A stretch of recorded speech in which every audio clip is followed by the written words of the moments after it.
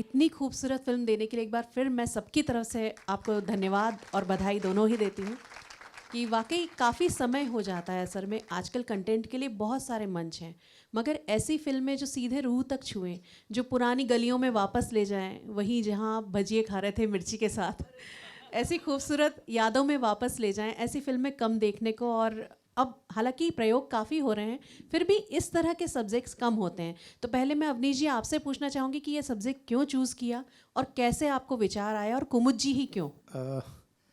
विचार बेसिकली मैं तो छोटे शहर से कानपुर और गोरखपुर से पला बड़ा हूँ। तो गोरखपुर में मेरी शिक्षा दीक्षा हुई। और तो आप जो भी फिल्म में देख रहे हैं वो जो एजुकेशन है, जहाँ से मैंने पढ़ाई की, जहाँ से वो छोटे शहर की एक महक होती है ना, तो वो मिट्टी की जो महक थी वो मेरे जहन में थी। जी। और बहुत जब आप जैसे जैसे आप बड़े होते जाते हैं जी। तो वो जो आपके अनुभव हैं वो बार बार, अगर आप कुछ करना चाहते हैं तो शायद उसमें से ही बार बार कुछ निकल के आता है। जी। तो मेरे जहन में बहुत वक्त से चलता था कि मेरे लाइफ पे बहुत सारी चीज़ें ऐसी रही हैं स्कूल और कॉलेज में, जो मुझे बार बार लगता था कि ऐसा कुछ होना चाहिए। एजुकेशन को लेकर मेरे जहन में बहुत हमेशा से वो रहा है कि हमारी एजुकेशन, मतलब मैं फिल्म से थोड़ी इतर बात कर रहा हूँ अभी, कि एजुकेशन जिस तरह से हमारे हिंदुस्तान में जिस तरह से दी जाती है, ख़ासकर इंटरनेशनल स्कूल की बात नहीं कर रहा हूँ, छोटे शहरों की बात कर रहा हूँ, जो छोटे शहरों के जिस तरह की पढ़ाई लिखाई होती है, तो वहाँ से बहुत ज़्यादा मैं मतलब प्रभावित कह लीजिए, इंस्पिरेशन कह लीजिए, या कुछ भी कह लीजिए, वो मेरे जहन में बहुत अभी तक बैठा हुआ है। तो मेरे दिमाग में था कि बेसिकली क्या था कि मैं जब drama school Bharatiya Natya academy Lucknow में था, तो उस वक्त मैं क्लास में फर्स्ट आया था। मैंने मतलब जीवन में मैंने कभी फर्स्ट नहीं आया, मैं सेकेंड डिवीज़न तक रह गया। और 49%, 50% भी नहीं आ पाया। तो 49% तक आके सीमित रहा। तो मेरे पिताजी चाहते थे कि मेरा कोई भी बेटा फर्स्ट तो आए। अच्छा। और मेरे ख़ानदान में सब फर्स्ट आते थे, मौसा मौसी, तो कोई फर्स्ट नहीं आता था। तो मुझसे बड़ी इच्छा थी, लेकिन मैं भी 49% तक रह गया। फिर मैं एकेडमी आया तो मैंने बहुत मेहनत की, क्योंकि ये अलग दुनिया थी, डायरेक्शन था, एक्टिंग थी, बहुत सारी चीज़ें थी। तो मैंने एक प्रोजेक्ट बनाया था उस पर, सीनिक डिज़ाइन का एक प्रोजेक्ट होता है ड्रामा स्कूल में, आप जाएंगे तो वो प्रोजेक्ट मैंने बहुत अच्छे से बनाया था। और मुझे था कि मैं आपकी बार टॉप करूँगा एकेडमी, और पूरी तरह से बिल्कुल अंदर से था कि अब की बार टॉप करना ही है। जब रिज़ल्ट आया तो मैं 3rd पोजीशन पे था। तो जो सीनिक डिज़ाइन का सब्जेक्ट था, वो प्रोजेक्ट मैंने बनाया था बहुत मेहनत करके। तो जब वो मेरे सामने आया तो मुझे लगा कि यार मुझे इतने कम मार्क्स क्यों मिले हैं। तो मैं, और जो मेरे साथ प्रोजेक्ट बना रहा था, जो फर्स्ट आया मेरा बैचमेट, मतलब मुझे ऐसा लगता है कि वो बहुत ही उतना अच्छा नहीं था शायद। मुझे अभी लगता है ऐसा। लेकिन उसको बहुत मार्क्स मिले। अच्छा। तो मेरे जहन में आज भी है ना कि वो टीचर से नंबर छूट गया और मैं फर्स्ट नहीं आ पाया। जी। तो वो बात मेरे जहन में बहुत जहन में रही कि आखिर मैं फर्स्ट नहीं आ पाया। तो कहीं ना कहीं वो इंस्पिरेशन है इधर फिल्म में। तो फिर बहुत सारी चर्चा हुई, बहुत सारी चीज़ें हुई, प्रेम प्रसंग और दोनों बातें थी। तब मेरा प्रेम प्रसंग भी उस वक्त चल ही रहा था। तो वो कुछ मिला जुला असर है। हाँ। और कुमुद जी ही चॉइस कैसे रहे? देखिए, मैं जब बॉम्बे, मैं थिएटर से हूँ, और कुमुद जी भी थिएटर करते, अगर आप सब लोग जानते होंगे। तो मैं बहुत इनके प्लेज, नाटक देखता था, और मैं हमेशा देखता था कि इतना ईज था इन्होंने इनमें कि जिस तरह से ये अभिनय करते थे, मुझे हमेशा से लगता था कि ये बहुत कुछ अलग अभिनय करते हैं। बिल्कुल बहुत, चूंकि मैं भी पढ़ के आया था ड्रामा स्कूल से, बहुत जी। समझा था, जी तो मुझे हमेशा लगता था कि इतना ईज कैसे है। जी। अगर आप फिल्म में भी देखोगे हाँ तो जो ईज की बात कर रहा हूँ, अगर आप लोग को समझ में आ रही होगी शायद, जी तो वो ईज इतना कैसे है स्टेज पे। तो मैं हमेशा इनके साथ काम करना चाहता था। जी। मैंने 1-2 नाटक भी दिए तो इन्होंने मना कर दिए, अच्छा लेकिन मुझे काम करना था इनके साथ। जी जी तो जब मैं इनके पास आया कहानी लेके कि दादा, हम दादा बोलते हैं इनको, जी जी। तो कि ये कहानी है और मैं बनाना चाहता हूँ, हम्म। तो इन्होंने पढ़ा और इमीडिएटली हाँ कर दिया अरे वाह, कि मैं ये करूँगा। फुल मार्क्स वहाँ आपको मिल गए फुल मतलब। मार्क्स वहाँ मिल गए। तो बेसिकली दादा, कोई भी फिल्म आती है, चाहे बड़ी सी बड़ी फिल्म हो, चाहे छोटी फिल्म हो, जी चाहे शॉर्ट फिल्म हो, चाहे 5 मिनट हो, 10 मिनट हो, पूरी कहानी पढ़ते हैं। अगर इनको अच्छी लगती है जी तो ही ये करते हैं। तो इनके साथ बहुत सारी चर्चा हुई इस जी विषय पर जी जी। कि कैसे फिल्म को लेकर, बहुत सारी कैरेक्टर को लेकर बहुत, तो महीनों इस पर बात हुई।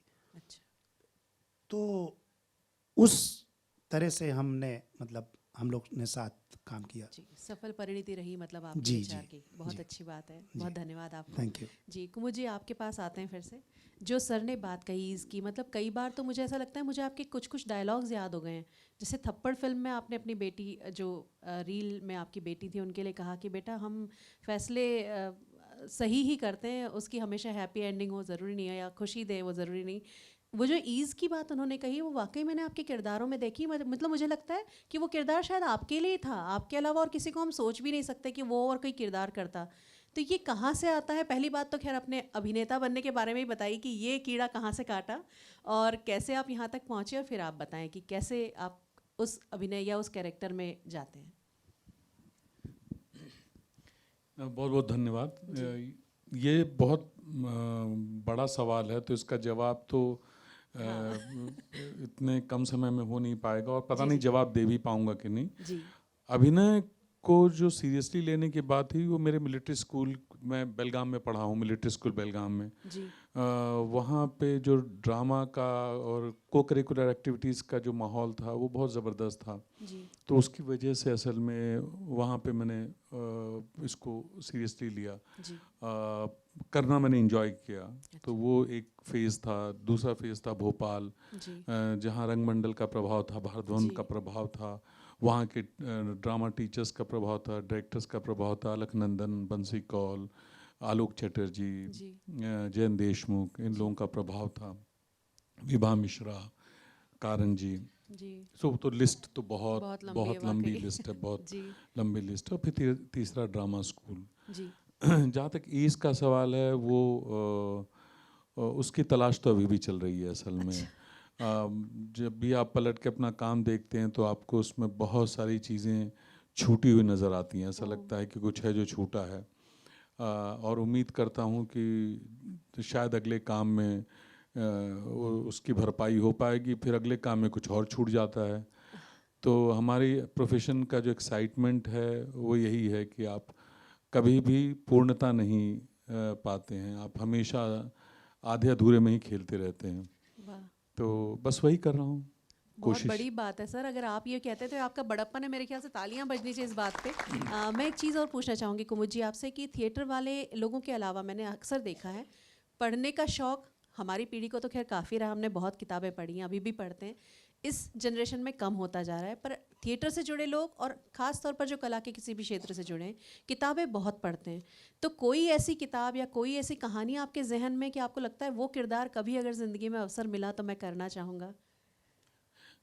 जब भी आप अच्छा लिटरेचर पढ़ते हैं तो वो जाहिर है, आप चूंकि परफॉर्मर हैं तो आप उसको विजुअली देखते हैं। जी लेकिन जो बहुत स्ट्रॉन्ग जो दो कैरेक्टर्स थे जो मेरे दिमाग में बचपन में थे, मैं जब मिलिट्री स्कूल में पढ़ता था तो मैंने आचार्य चतुर्सेन की वयम रक्षामा पढ़ी वयम थी। रक्षामा। जी जी तो वो एक चरित्र था जो मैं रावण को, मैं जिस तरह से उन्होंने किया पोर्ट्रे था किया वो, है। लेकिन जी मैं बहुत छोटा था तब। जी जी और वो मुझे अभी भी आश्चर्य होता है कि मैंने पढ़ कैसे ली। फिर दूसरी एक किताब जिसने मुझे बहुत प्रभावित किया था कैरेक्टर एक एक्टर के हिसाब से, वो थी मृत्युंजय, शिवाजी सावंत जी की। जी जी तो वो फाइनली जयंत भाई ने बनाई, जयंत देशमुख ने बनाई, आलोक भाई ने जी कर्ण की भूमिका निभाई। जी जी वो एक तो ऐसी बहुत सारी भूमिकाएं होती हैं जो लिटरेचर से आपको प्रभावित करती हैं। जी वो भूमिकाएं कर नहीं पाते हैं, हम्म लेकिन जो आप पढ़ते हैं उसका असर आपकी दूसरी भूमिकाओं पे पड़ता है। वो आपके जीवन को जो एक विस्तार देती हैं, जी वो भूमिकाएं, वो लिटरेचर जो आपके जीवन को विस्तार देता है, वो जी आपके जीवन में और आपके काम में दोनों पे असर करता है। जी इसीलिए किसी भी अभिनेता के लिए पढ़ाई बहुत ज़रूरी होती है। ये मेरा व्यक्तिगत मानना है। अगर कुछ लोग नहीं भी पढ़ते हैं और ब्रिलियंट अभिनेता हैं तो उसमें कोई कमी नहीं है। और देयर आर एक्टर्स जो नहीं पढ़ते हैं उतना, जी लेकिन वो बहुत बेहतरीन अभिनेता हैं, तो जी। उनसे कुछ मतलब हाँ ये मेरी निजी राय है। जी जी ठीक है। सर इसी से जुड़ा एक सवाल और फिर मैं अवनीश जी के पास जाना चाहूँगी कि एक सवाल और मैं करूँगी कि आपको लगता है कि साहित्यिक स्तर पे हमारे देश में थिएटर में भी और साहित्य में भी बच्चों के लिए साहित्य कम है या कम बनाया जा रहा है? और अच्छी चीज़ें जिस तरह की, जैसे अभी हमने फिल्म देखी, एक सीधी सरल फिल्म थी मगर सबका मन मोहने वाली, ऐसी चीज़ों के लिए अब प्लेटफॉर्म कम मिल रहे हैं या ज़्यादा मिल रहे हैं? दोनों ही बातों को मैं आपसे पूछना चाहूँगी। एक समाज के उस पे अगर हम उसमें देखें तो हम लोग बहुत गैर जिम्मेदार हैं अपने बच्चों के प्रति। जो बच्चों का लिटरेचर है या फिल्में हैं, फिल्म विभाग ने एक समय एक डिपार्टमेंट खोला जी, था जो जी। शायद उस समय जया जी थी, जी, तो जी। कुछ इंटरेस्टिंग काम हो रहा था। जी अब कहाँ चला गया पता नहीं। हाँ तो हम लोगों को जब बच्चों के लिए फिल्म ढूंढनी पड़ती तो हमको डिस्नी जाना पड़ता है, जब विदेश से फिल्में बिल्कुल आती हैं बिल्कुल सही बात। फेस्टिव सीजन में। जी हम लोग उतना काम नहीं करते हैं। जी ये दुर्भाग्य है। जी हमारी प्राथमिकताएं बहुत अलग हैं। जी होपफुली कभी हमको ये समझ में आएगा कि असल में जो फ्यूचर है वो उसको हम जो है ना इग्नोर कर रहे हैं। जी। तो इस पे काम होना चाहिए, बिल्कुल जी। होना चाहिए। थिएटर में भी वर्कशॉप्स होनी चाहिए अलग से? थिएटर में होती हैं, वर्कशॉप्स होती हैं। ड्रामा स्कूल ने एक लंबे समय तक बहुत अच्छा काम किया। उनका एक ब्रांच था टाई करके, थिएटर इन एजुकेशन, जी उसने बहुत बेहतरीन काम किया एक समय में। थेस्पो है जो मुंबई में है, कौसार चलाते हैं, जी पिछले 15-20 साल से शायद चला रहे हैं वो, जी यंगस्टर्स के लिए। जी बहुत ही कमाल का काम कर रहे हैं वो थिएटर में। जी पृथ्वी थिएटर वर्कशॉप्स हाँ, करता है, पृथ्वी समर थिएटर। वर्कशॉप्स करता है, समर वर्कशॉप स्कूल्स में हो रही हैं। जी तो वो हो रहा है, उसकी शुरुआत हो रही है। बहुत जी। सारे स्कूल्स ड्रामा को एक सब्जेक्ट के रूप में भी इंट्रोड्यूस कर रहे हैं। तो जी। ऐसा नहीं है कि जब मैं ये कह रहा हूँ कि उतना काम नहीं हो रहा है तो नहीं हो रहा है। ऑफ कोर्स बहुत सारी चीज़ें बढ़ रही हैं, समय लगता है। जी किसी बड़ा भी- देश है बिल्कुल सही और बात। विविधता का देश है। बिल्कुल सो एक प्लेटफॉर्म में आने में समय लगता है, तो मेरे ख्याल से होगा। जी धन्यवाद आपको कुमुद जी। अवनीश जी आपसे ही पूछना चाहूँगी मैं कि चूंकि अभी चीज़ों में बहुत, परिदृश्य में बहुत अंतर आया है पिछले 2-4 सालों में, विशेष तौर पे OTT कंटेंट ने बहुत बड़ा एक जो वर्ग है वो कैप्चर किया है। क्या चैलेंजेस हैं अगर फीचर फिल्म वाले OTT पे आते हैं तो उनके लिए, और कितना आसान है OTT पे आना या नहीं है आसान? अगर दोनों ही चीज़ें, आप जिन दोनों चीज़ों में से जिसका भी जवाब देना चाहें कि आसान है या नहीं है OTT के लिए रुख करना।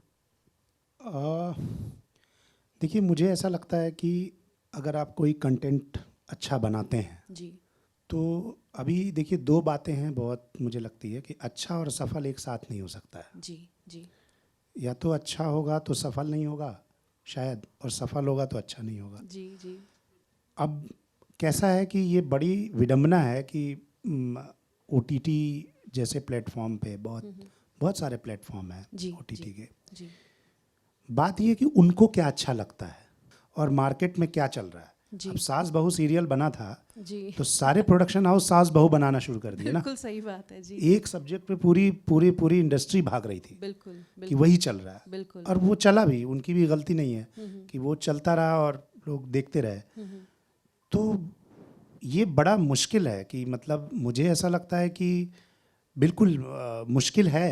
मतलब अगर नए लोग हैं तो उनके लिए तो मुश्किल है, जी और अगर किसी की जान पहचान है, किसी की कोई कांटेक्ट है अच्छा, तो उनके लिए आसान है शायद। जी लेकिन जो नए लोग हैं मुझे लगता है उनके लिए तो मुश्किल है। मुश्किल है। और क्या है कि ये भी एक जर्नी है, मतलब इसको गलत नहीं कह सकते शायद। जी आप जितना तपोगे उतना ज़्यादा आप चमकोगे, वैसा है बिल्कुल, शायद। बिल्कुल बिल्कुल। तो बीच बीच में बाधाएं आएंगी, आपको बहुत सारी चीज़ें हैं कि आपको जी घूमना पड़ेगा। जी तो उससे हम सीखते भी हैं बहुत सारी चीज़ें, हमको पता चल जाता है कि किसको क्या नहीं पसंद है, हमको क्या बनाना चाहिए और क्या नहीं बनाना चाहिए। जी तो आप भलते ही कुछ, जैसे मैंने चटनी फिल्म, अगर आपने शॉर्ट जी फिल्म देखी बिल्कुल होगी, बिल्कुल। वो मैंने डायलॉग लिखे थे उसके, अच्छा तो वो चली। हाँ अब वो इतनी चली कि मतलब हिंदुस्तान में सबसे ज़्यादा शॉर्ट फिल्म, सबसे ज़्यादा देखी जाने वाली शॉर्ट फिल्म है बिल्कुल वो। बिल्कुल। तो अब वो चल गई। उसमें टिस्का चोपड़ा थी, उनका प्रोडक्शन हाउस था और फिल्म भी अच्छी ही बनी थी। तो वो चल गई। अब आपको पता होना चाहिए क्या चलेगा क्या नहीं चलेगा। जी तो बहुत सारा होता है कि हम अपने लिए फिल्म बनाते हैं, डायरेक्टर बस। उसको क्या पसंद है, जी उसको क्या कहानी पसंद आ रही है, जी तो इससे भी काम नहीं चलता। मतलब आपको जी। मार्केट में क्या चल रहा है सबसे पहले तो वो समझना होगा। जी अब मैंने ये फिल्म बनाई है जी तो ठीक है, लेकिन अगर मैं फीचर फिल्म बनाऊंगा तो थोड़ी मार्केट वाली बनाऊंगा। वो पूरी रिसर्च करने के बाद कि दर्शक किस तरह की चीज़ हाँ, पसंद करें। क्योंकि उनको मसाला चाहिए। जी अभी यही 2-4 और गाने होते फिल्म में। पर म्यूजिक तड़क बहुत भड़क। अच्छा है सर, मतलब मैं आप नाम बताना चाहेंगे लिरिसिस्ट और सिंगर्स कंपोजर सभी के। देखिए जो लिरिक्स लिखे हैं वो निहाल पराशर ने लिखे हैं। जी निहाल पराशर खुद भी एक अच्छे राइटर हैं जी और बहुत सारे नाटक उपन्यास उन्होंने लिखे हैं। जी तो उन्होंने लिरिक्स लिखा। जो ये बैकग्राउंड म्यूज़िक दिया है वो अमय घुले ने दिया है। अच्छा अमय घुले थिएटर करते हैं, काफ़ी थिएटर की म्यूज़िक करते हैं। उन्होंने लाल सिंह चड्ढा में काम किया है अच्छा बैकग्राउंड स्कोर में, वाह और वो काफ़ी काम कर रहे हैं। जी जी तो बहुत ही अभी यंग हैं वो बहुत, जी बट मैंने उनका काम देखा है, वो थिएटर में मेरे साथ काम करते हैं तो मैं उनको समझा हूँ। जी तो जी उन्होंने काफ़ी किया है जी।